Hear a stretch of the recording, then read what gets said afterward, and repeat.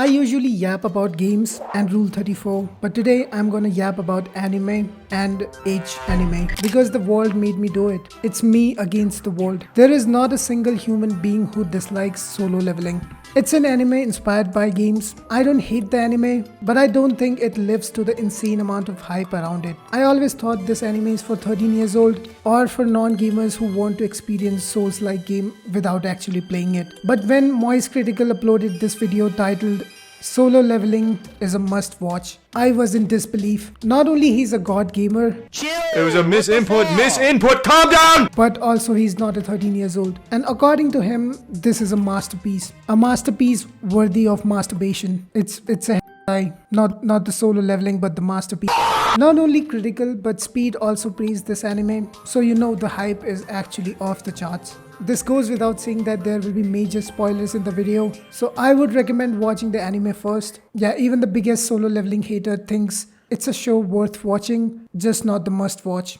This anime takes place in a world where portals to realms filled with monsters starts appearing. At the same time, a mysterious awakening triggered that gave powers to some humans, and they became hunters who go in these portals to clear them out, and they get resources that they sell to make living. If the dungeon gate breaks, the monsters will flood out the city, harming civilians. That's why being a hunter has become a popular occupation. Hunters are ranked from E being the weakest to S being the strongest. The portals or the gates are also ranked from E to S. The protagonist, Sanjinu, this is Sanjinu. He is known for being the weakest hunter of mankind. His dad is missing, mother has some sickness leaving her paralyzed, and a sister who is in high school. He works as a hunter for the sake of his family. Don't worry, Jinu. If during this series your mother dies, I already have 5 big booms ready. That's all the lore that the first season provides. It lacks depth in my opinion. We don't know what or who made the gates appear, what made people awaken their power,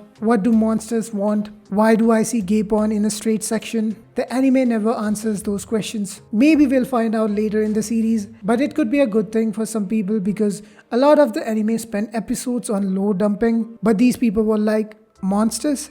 Bad. Hunters?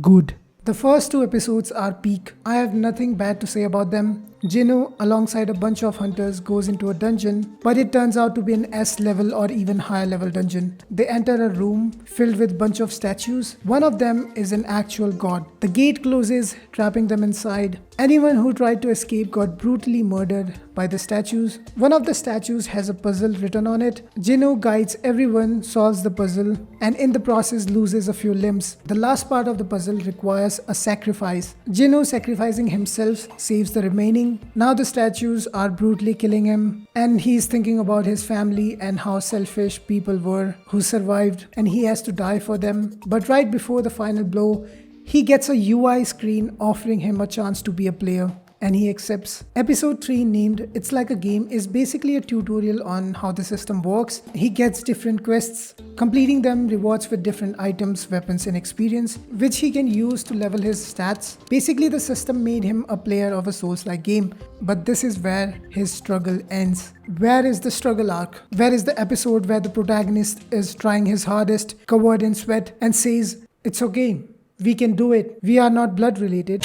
Even though I do think Jinu deserves to be a player, everything he has achieved, whatever he has become, is all because of the system. If he gets tired, the system makes the fatigue go away. He is immune to everything. He can grow limbs. What else can he grow? Maybe his knee. Has access to overpowered weapons, armors, abilities, skills that nobody has, a store where he can buy potions, while other hunters specialize in one field, like some are healers, mages, archers, assassins. He does it all. Bro basically has hacks turned on in a single player game. In the end of 4th episode, he gets this stupid dagger which has a passive of paralysis, which is just a fine debuff. But another passive which drains 1% of life every second. That means if he procs that debuff once, he can defeat any boss in 100 seconds. Thankfully, it doesn't proc in a single hit. At some point, he gets the power of summoning spirits of dead people. After that, he doesn't even need to fight most of the time. His spirits do most of his work. This is the few of the many examples of how overpowered Jinu is. Wait, I'm thinking even if his mother dies, he can always say, "Okay." Maybe he doesn't need the 5 big booms. Episode 5 is where Jinwoo becomes a professional aura farmer. His demeanor completely changes, he looks completely different. Basically, he's a different person now. Every female in existence is wetting herself just by looking at him. Most protagonists I have seen undergo character development gradually over a long period of time. They learn from the experiences, the mistakes, and they improve. But here, one episode he is getting checked by a doctor, and in the other he has become so hot he's getting checked by his sister. From the 5th episode to the final episode of the 2nd season, all Jinwoo is doing is farming dungeons and leveling up. But his character never changes. He has this emotionless Sigma male personality throughout the anime. There is one scene where he gets emotional when he cured his mother, which was much needed. Otherwise, he was acting like a bot, a Sigma bot. In episode 6, some hunters try to kill Jinwoo and his best buddy by trapping them inside a boss room. He defeats the boss, then the system asks him to kill those hunters. And without any hesitation, he does that with no remorse. He is definitely shocked by it, but I hate that he always agrees to the system and doesn't question it. It wasn't a self-defense. He could have easily knocked them out and left, but no.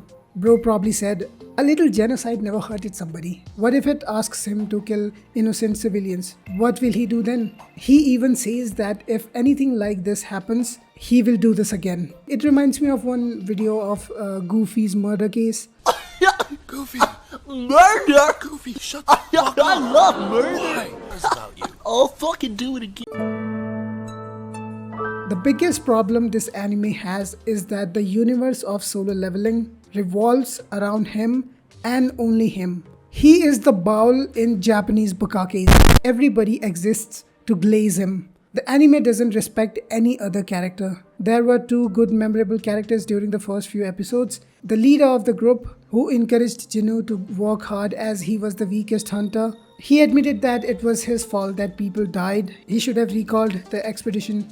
And the second memorable character, Juhi. I know I'm the biggest simp of mankind. Every time I see a fictional woman, my brain goes awooga. But wasn't she the only one who truly cared about him when he was the weakest? She saved his life, asked him to take her out on a date, and even when he agreed to sacrifice himself, she didn't abandon him. It's the leader who knocked her unconscious and took her. After that incident, she even visited him, but didn't have courage to face him. In episode 8, we see a reunion of all the survivors of Double Dungeon, even the ones who ran away. Juhi and the leader are happy to see Jinwoo, and so is him. The leader properly thanks and apologizes, and even asks him to lead the raid they are doing. Such a well-written characters, and the anime completely abandoned them. Even in these episodes, they are there just to praise Jinwoo's so-called progress and to get saved by him again. There is one side character which you see the most, his best buddy Yoo Jin-ho. He is a rich character who wants to become a guild master.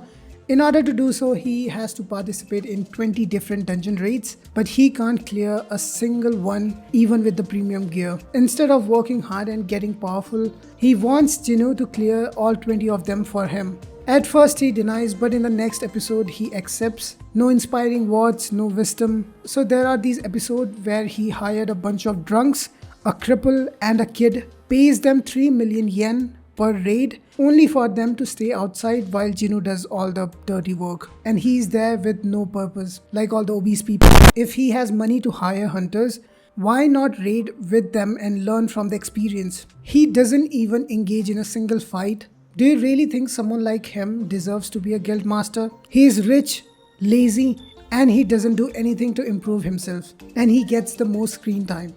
At least there is one funny scene with him where a girl is flirting with Jinwoo and Yoo Jin-ho in absolute disbelief says, "Jinwoo-san, she's underaged." And he says, "So what? Bro is playing the game Drake has been playing his whole life. The long-term game, the waiting game. A player after all." This character, this one, and this one, I had such high hopes for them, but they got the same treatment of the NPCs who got atomized during the Double Dungeon arc. In a practice match, this hunter was the only one who managed to scratch Jinwoo. However, he was defeated by a boss who was barely able to scratch Jinwoo. How does that make sense? We didn't even see him fight the boss. He died instantly. Can other hunter kill a single fucking enemy, please? Let them win a single fight. Oh my god, they are more useless than shades on blind. What do you think? You look cool now, huh? Throughout the anime, you will see these random characters and bosses with no background or lore. Bosses exist just because. All we know that all monsters hear a voice telling them to kill all humans. But isn't that a normal thing? I hear it all the time. And all of them are completely different. Every boss feels like it's from different anime because of no lore behind them. Some look like monsters. Then there are these elves, knights, ogre, animals like ants, and a snake. It's like they installed a randomizer mod but for anime. Demons from Demon Slayers, for example, all of them feels like they belong in that universe. They all look similar, art style wise. I guess since all the portals are connected to different worlds, it makes sense. I don't know.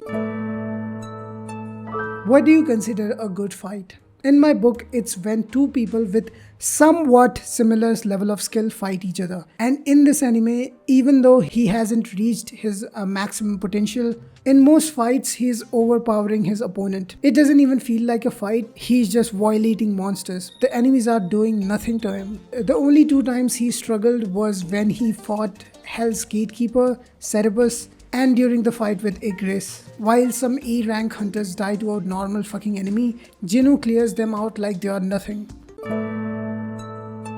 An ego trip.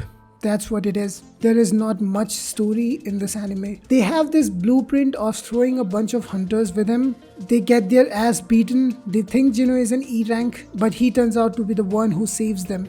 It happened so many times. Even when he was the weakest, he was the one who saved a lot of them. Let's count. Double Dungeon arc, he saves a bunch of them, sacrificing himself.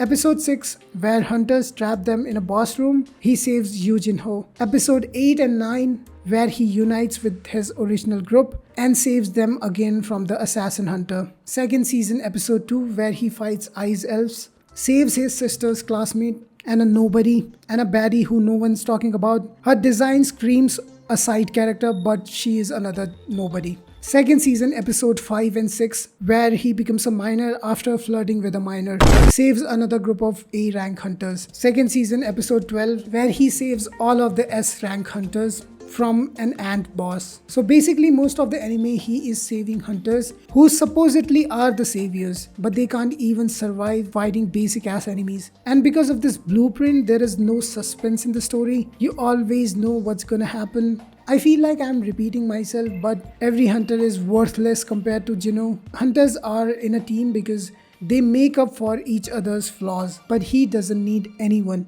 Every artifact or weapon he can buy in real world is worthless to him. And why does every gate becomes S rank when Jinwoo sets his foot in it? The main story has already come to an end in season 2. From weakest to strongest hunter, struggling to pay rent, to mass producing Mr. Beast drama slop. He had a sick mother whom he cured. It's a good story, but for a hentai. There is no takeaway from it, just instant gratification. I don't think people care about the story. It's the progression, aura farming. He's collecting gear, spirit ashes, leveling up, getting stronger, and everybody thinks he's an E rank hunter. The reaction of people when they find out how powerful he is gold. For me, I just want to see Chahe naked. No, actually, I just want to know what the fuck is system. There are a lot of animes with similar overpowered characters, like One Punch Man. But unlike this, it's so unserious. There are so many likable characters and they all have a good background story. It's less about the protagonist becoming overpowered, but more about how being overpowered made him lose interest in life. Also, there is the Eminence in Shadow. If you liked Solo Leveling, you'll probably like this one too. But I think Solo Leveling is better because Jinwoo at least does training to make himself stronger. In Shadow, the guy fucking kills himself to get reincarnated as an OP protagonist. What if he was incarnated as a bacteria on some Discord mod's asshole? What then? Mashle is another one, but similar to One Punch Man, it's more of a comedic action anime. Anyway, there are some things that I think Solo Leveling did the best. Number 1, fights. Despite being one-sided or full of action, animation, sound effects, music, everything top notch. Number 2, when he defeats stronger monsters that the system provides him access to, the monsters of the overworld becomes easier to deal with. And seeing that is pretty satisfying and as a gamer relatable too. After defeating a harder boss, fighting the boss who kicked your ass is pretty satisfying. I also love how everybody has a pointy chin and pointy titties. Another thing I like about this anime is the anime does a lot in less episodes. Not a single moment I felt like it's a filler. And lastly, the anime has my hopes up once again when we finally see another powerful character, Liu Zigang. LMFAO. He's a hacker. He's a Chinese hacker. Lum Fao. A Chinese hunter. Hopefully the anime doesn't make him another NPC who instantly dies to a boss. That is it. Agree or disagree, I'm gonna stalk you anyways, so it doesn't matter if this video does even half decent, which I'm not expecting it to because it's completely different from what I usually make. In case it does, I'll probably make an anime tier list. Thanks and goodbye.